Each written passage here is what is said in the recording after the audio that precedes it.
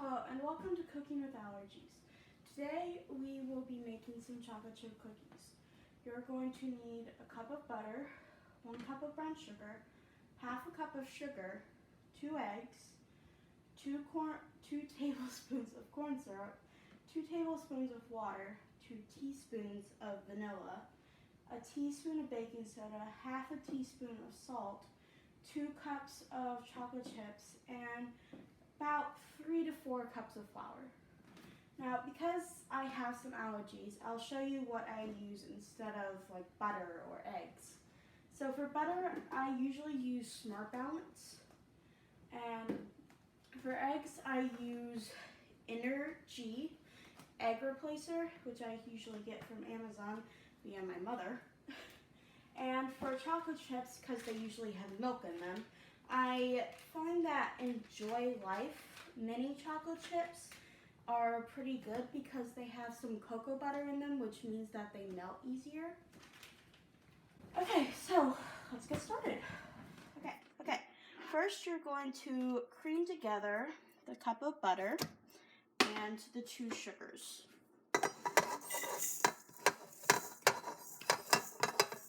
Okay, so once you have those 2 in the mixer, you're going to put the paddle up and cream it.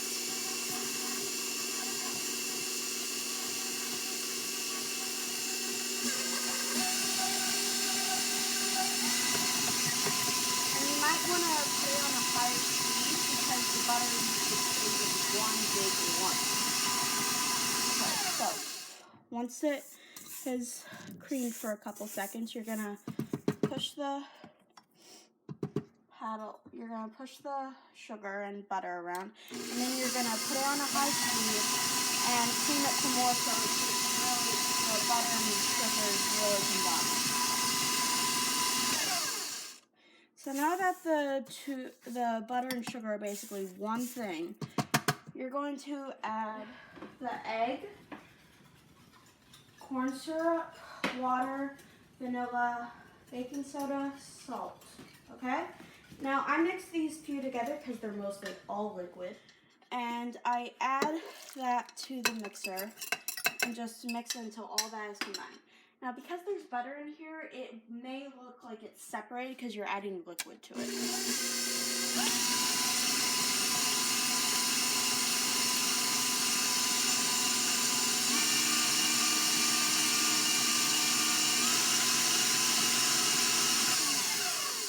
So once that's creamed together, you're gonna wipe down the sides of the bowl so that you get all the ingredients in there. You're gonna wipe the thing you're using to wipe it down onto the paddle so it gets all that stuff off it. You're gonna mix it for a couple seconds to get all of that stuff from the sides of the bowl into that. Okay, so once that's mixed, you're going to add about half of the 3 to 4 cups of flour. Now, it's going to be different mostly every time, so you just have to base it on what kind of textures you like. Like, I don't like the cookie dough to stick to my hands. So once I add the flour and mix it a little bit, I'll get a little cookie dough rolled around in my hands and see if it sticks. If it sticks, I add some more flour. Okay, so I'm going to put the paddle down. Okay, so I'm going to add about half of this. Okay, so I put the mixer up, and then I mix that slowly so I don't get all that flour in my face.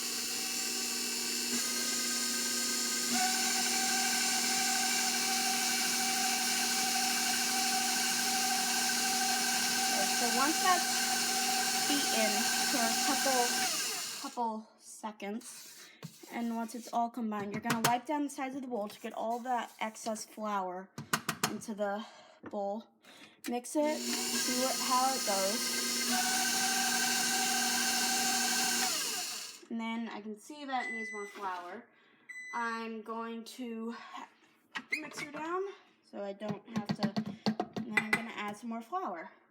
Okay, now this is basically just looking and guessing if it's right from here on. So,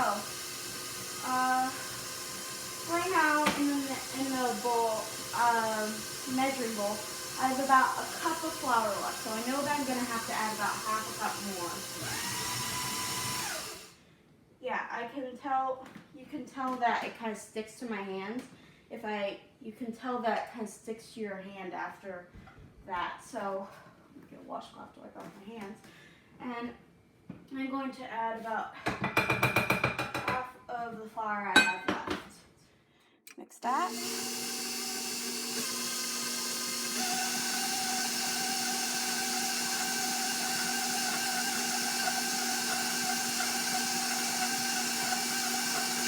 Okay, and then I'm going to put the mixer down, get all the stuff on the bottom of the bowl that's stuck, and let's see, that's almost ready, but I'm gonna mix it around and see if I can get all that goodness from the bottom.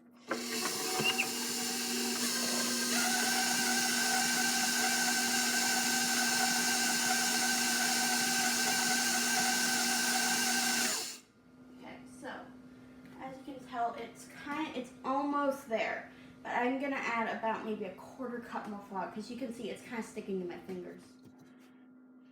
So I'm gonna add a little more flour. Okay.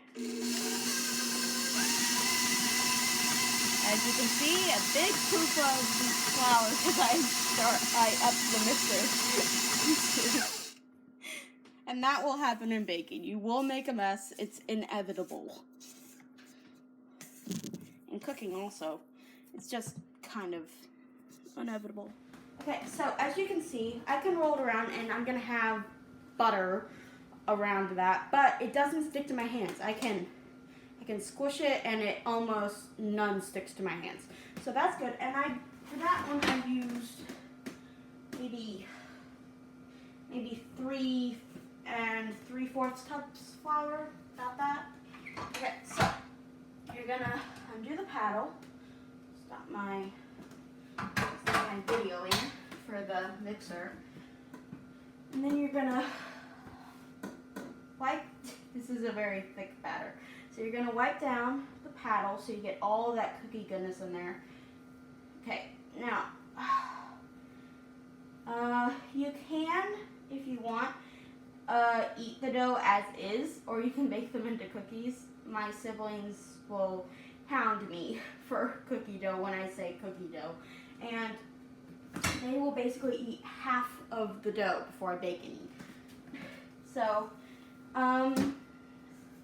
I forgot to mention at the beginning of the video, you're going to want to set your oven to 375, okay? Now, I have a double oven on the bottom and only one rack on the top. I really like one certain pan, so I only use the top one for that. Okay.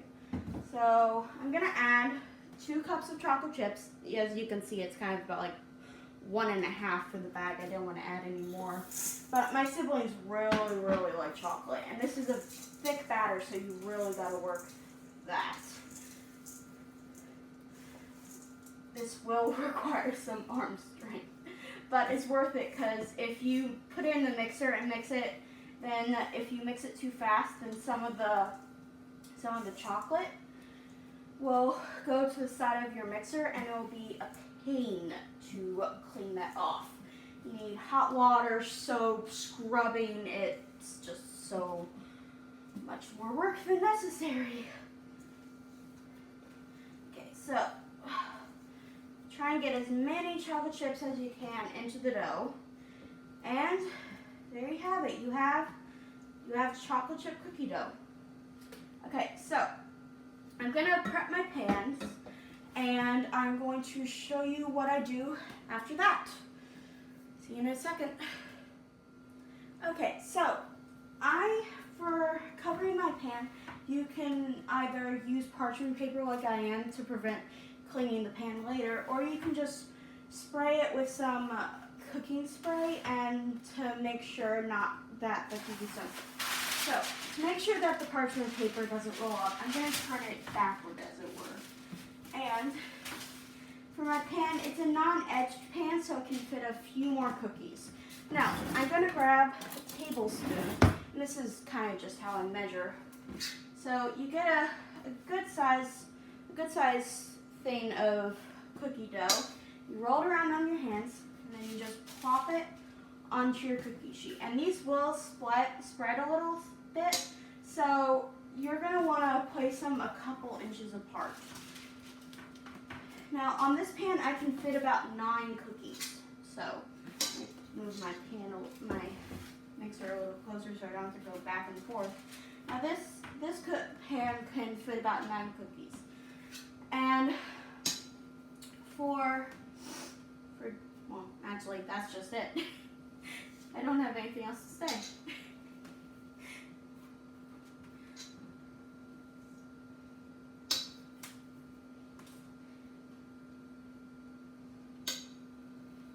So I'm gonna roll out these cookies, bake them. I'll show you how they turn out, and I'll tell you how much to cook them for around that, but I'll tell you that after I divvy up about 9 cookies.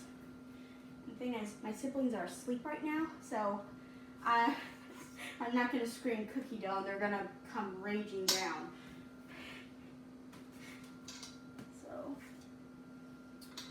Okay, so I have 9 cookies, about that, and you're gonna want to try and get them evenly spaced because, as you can see, hopefully they don't slide.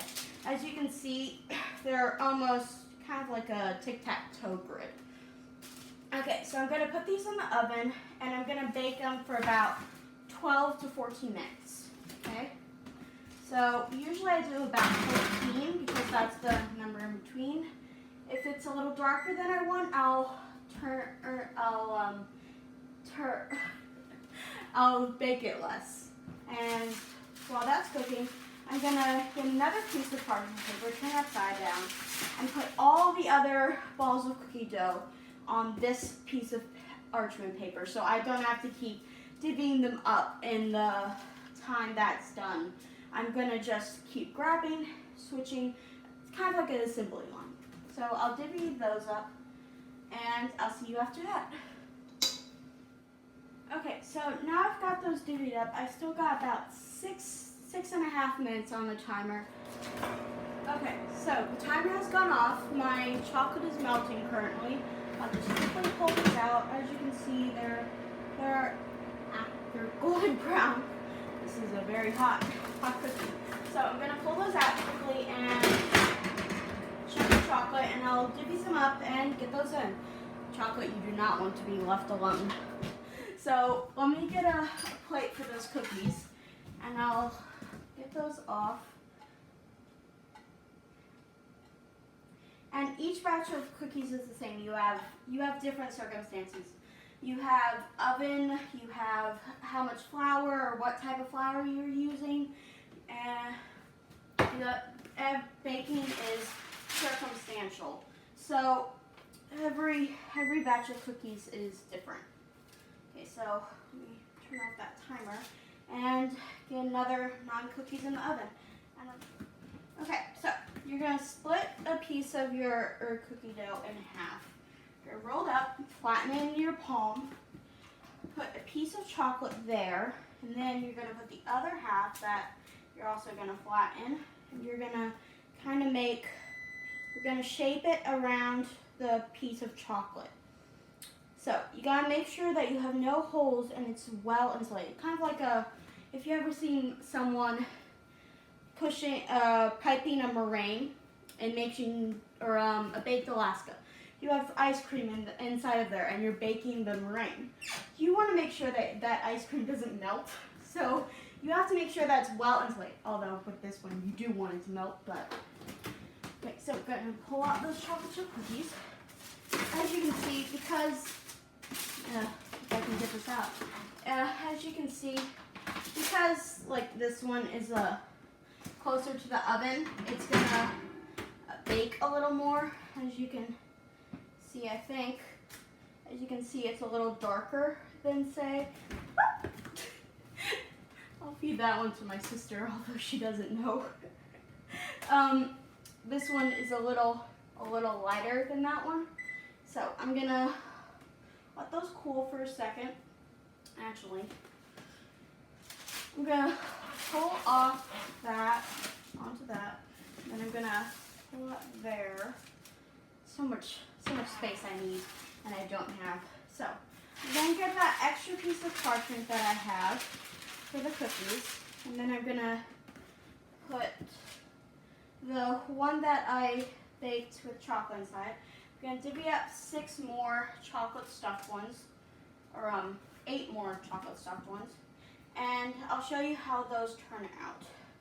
Now for my siblings, they won't know which ones are which, so they'll get a surprise.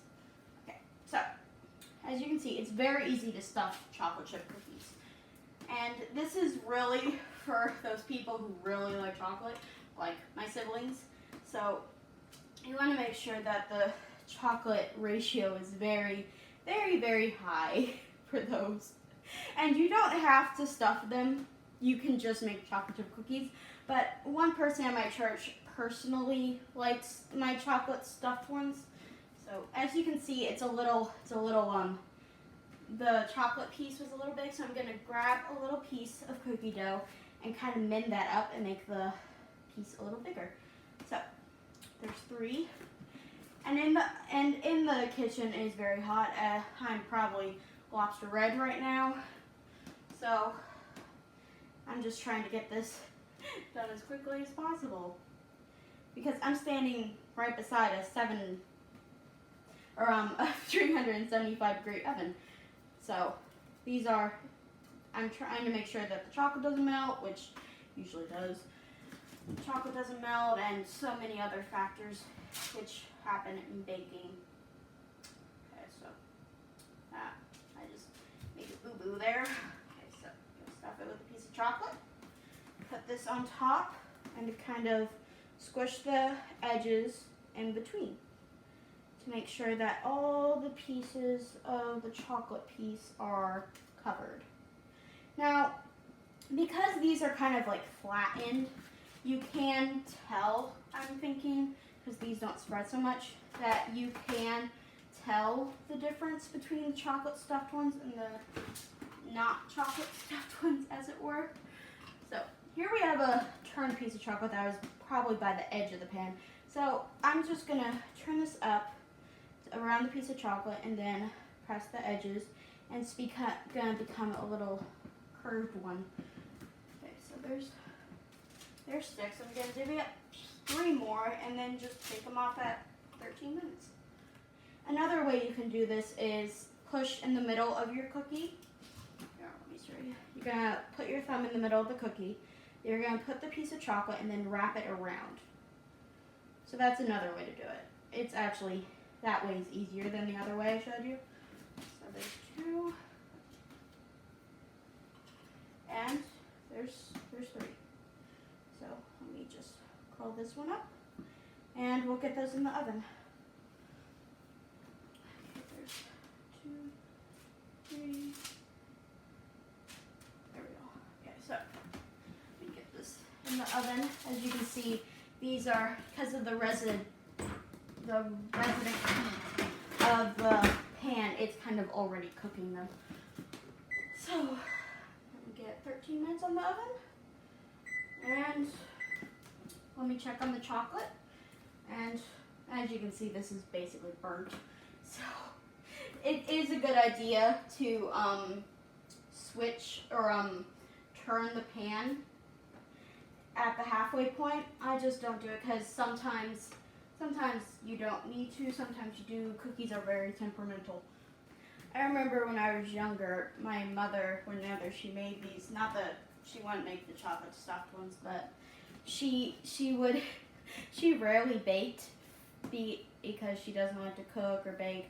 But I think at some point we might have pestered her to make some chocolate chip cookies. So we rarely had brown sugar. Brown sugar is basically sugar with molasses, which is also sweet. So she would let us have a little bit of brown sugar before she put it away. And it was just that rare occasion to just, I'm stepping on chocolate here, to just have that little bit of sweetness. because you don't want to give too much sugar to little kids. So it was just that rare occasion of her giving us some chocolate. Okay, so this is the last one I have. I'm probably gonna, as you can see, I'm dropping, these chocolate chips are very small, so they're not holding on to the cookie dough as they probably should. So I'm gonna clean up the floor a little before I have that problem of me coated in chocolate and head to toe. So I'm gonna wipe my hands, and then I'm gonna pick up all the little chocolate chips I dropped.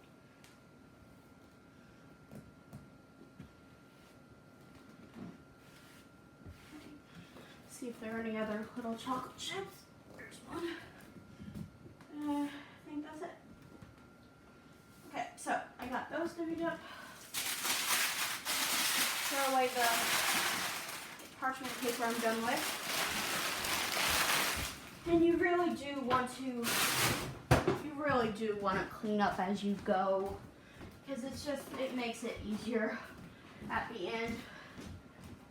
So while the cookies, you can't really see me on screen, but as the cookies bake, you can clean up, you can make the rest of the cookie dough balls, and just try and be as efficient as possible. And if you seal them properly, none of the stuffed chocolate ones will seep out. And if you do have a little seepage of chocolate, you might get, because it is such a, if it is such a hot oven, that it probably will burn on the pan. So you really want to make sure that you seal these properly. And if you don't want to spill any more chocolate chips, you can do this with any kind of chocolate chip. It doesn't matter what flavor, I guess you could even do it with white chocolate, I guess. It would be a little thinner. Dropping chocolate chips again. It will be a little thinner because white chocolate it's not made with cocoa solids, so it's made from mostly cocoa butter, I guess, or cacao butter. Okay, so I have 5 stuffed, 6 unstuffed, and I have tons of leftover chocolate. So I'm basically going to feed this to my siblings, and they probably will enjoy it. Okay, so I'm going to clean up a little bit. I have 3 minutes extra time. Switch these, get these the rest off baked, and I'll show you what the insides look like of the 2. See you then. Okay, so I'm going to show you the difference between the stuffed ones and the non-stuffed ones. Now the stuffed ones are a little more gooey, I guess, and you really get that chocolate flavor that you wouldn't normally get. Okay, so here's the inside of a regular chocolate chip cookie. It's a little firm.